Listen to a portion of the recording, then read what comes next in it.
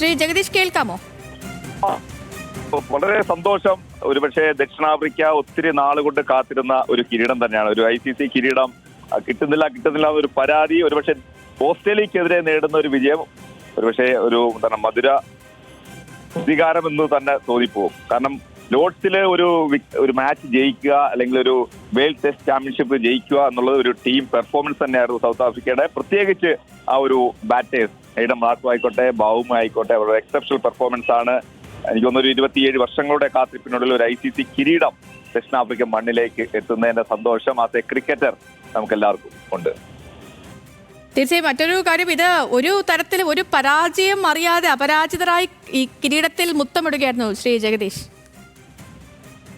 കാരണം ദക്ഷിണാഫ്രിക്ക എക്സെപ്ഷണൽ ടീമാണ്. പലപ്പോഴും ഒരു മുൾമുനയിൽ കളിച്ച ഒരു ടീം തന്നെയാണ്. പലപ്പോഴും ഈ വേൾഡ് കപ്പ് തന്നെ എനിക്ക് പക്ഷേ ഇന്ത്യയുടെ കയ്യിൽ നിന്ന് എടുക്കേണ്ട ഒരു സാഹചര്യത്തിൽ തന്നെ വഴുതിപ്പോയത് നമ്മൾ കണ്ടതാണ്. അപ്പൊ ഒത്തിരി സമയങ്ങളിൽ ദക്ഷിണാഫ്രിക്കയ്ക്ക് വിട്ടുപോയ ഒരു സാധനം ഒരുപക്ഷെ ക്രിക്കറ്റിന്റെ എപ്പോഴും അല്ലെങ്കിൽ ഒരു ജെനുവിൻ ഗെയിം അല്ലെങ്കിൽ ജെനുവിൻ ഫോർമാറ്റ് എന്ന് പറഞ്ഞ ടെസ്റ്റിൽ തന്നെ അത് തുടങ്ങുമ്പോൾ വളരെ സന്തോഷമാണ്.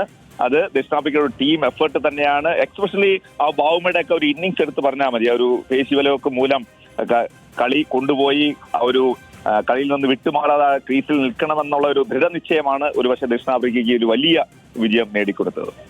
വളരെയധികം നന്ദി ശ്രീ ജഗദീഷ്. നമുക്ക് ചേർത്തതിന് കേരള മുൻ രഞ്ജി താരം VA ജഗദീഷിന്റെ പ്രതികരണമാണ് നമ്മൾ